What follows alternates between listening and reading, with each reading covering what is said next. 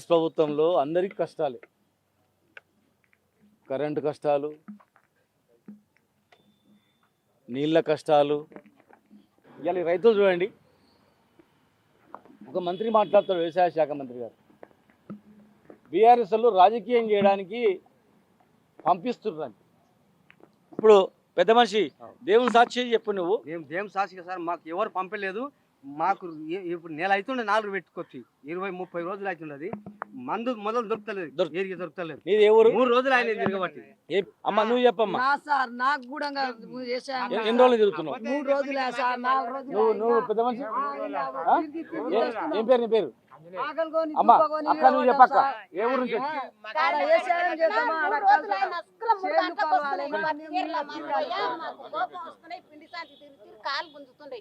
ఎన్ని రోజుల నుంచి తిరుగుతున్నావు? 3 రోజులే. ఇప్పుడు అక్కడ ఫిక్స్ వచ్చి పడిపోయింది కదా, ఆయన నీకన్నా ముందు వచ్చిన నీ తర్వాత వచ్చిందా? ఎరువు బస్తాలకు. నువ్వు ఎరువు బస్తాల గురించి వచ్చినావా, లేకపోతే కాంగ్రెస్ బదనాలు చేయడానికి వచ్చినావా? బీఆర్ఎస్ వాళ్ళు పంపించిన ఊర్లో ఇలా రాష్ట్రం మొత్తం కూడా అల్లాడుతున్నారు. ఇలా రైతులు మొత్తం, ఈయన వండించకపోతే, రైతు వండించకపోతే మనం తిండి లేక సస్తారు జనం. ఇంత పెద్ద భారతదేశంలో హైయెస్ట్ దేశంలో ఉన్నటువంటి సగం జనాభాకు తెలంగాణ నుంచే మేము వరి పండించి పంపించేది. 23వ స్థానం నుంచి దేశంలో నెంబర్ 1 స్థానానికి కేసీఆర్ గారు తెచ్చిండు. పిండి సంస్థల గురించి ఎప్పుడు ఆలోచించలేదు మా రైతులు.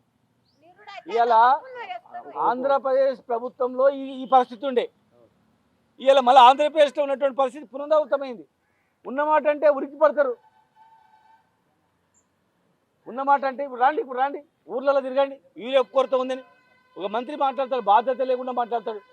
బీఆర్ఎస్ వాళ్ళు పంపిస్తారు, రాజకీయం చేస్తున్నారు, బదనాం చేస్తున్నారు. మీరు తిరగండి, వీళ్ళ దగ్గర అడగండి వాళ్ళ ఆవేదన. ఇంత వయసులో ఈయన 3 రోజుల నుంచి కావులు కాస్తున్నాడు, ఈ వయసులో ఆయన కావులు కాస్తున్నాడు. ఆయన రాత్రి ఇక్కడే వండుకొని చలికి ఫిక్స్ వచ్చింది. ఆయన చనిపోతే ఎవరు బాధ్యులు అవుతారు? ఇష్టానుసారంగా నోరు ఉంది కదా, అధికారం ఉంది కదా అని మాట్లాడితే సరిపోదు. రామగుండంలో ఫ్యాక్టరీ ఖరాబ్ అయిందంట, మరి వర్షాలు పడుతున్నాయి, సీజన్ వస్తుంది, వరి పంటలు ఉన్నాయి.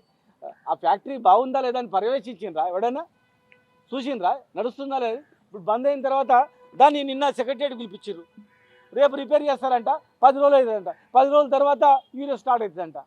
అప్పటి వరకు మరి ఎక్కడుంది అవ్వాల? సరైన సమయంలో యూరియా చల్లితేనే వస్తుంది, పంటలు పండుతాయి. ఏ సీజన్లో నాటు వేయంగానే చల్లుతారు.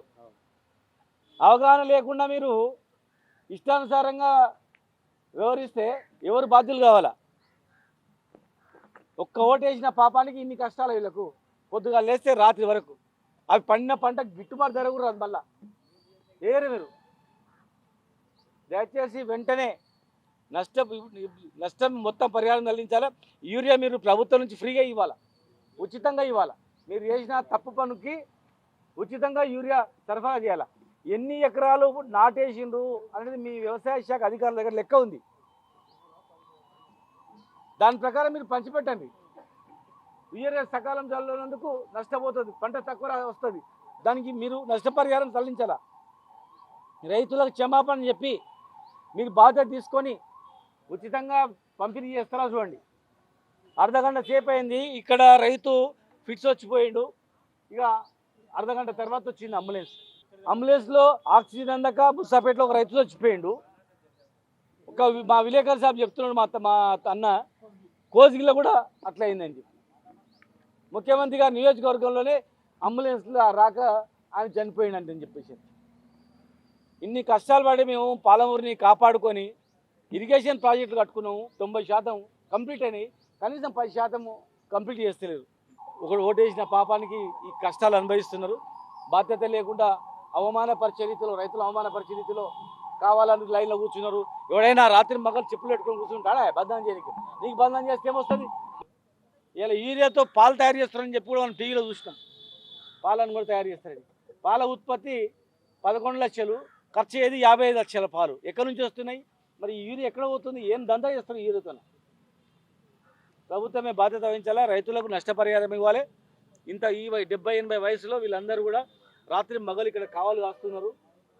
ఇప్పుడు ఒక అతనికి ఫిట్స్ వచ్చింది, అర్ధ గంటకు వచ్చింది అంబులెన్స్ చెప్తే, ఆయనకు ఎవరు బాధ్యులు అవుతారు? కనుక వెంటనే స్పందించి రైతులకు క్షమాపణ చెప్పి వాళ్ళకు నష్టపరిహారం చెల్లించాలని చెప్పి మేము డిమాండ్ చేస్తా ఉన్నాం. తెలుగులో ఫాస్టెస్ట్ న్యూస్ యాప్ ఇప్పుడు కొత్త అవతారంలో 5 సెకండ్లోనే పూర్తి వార్తా సమాచారం మీ చేతిలో.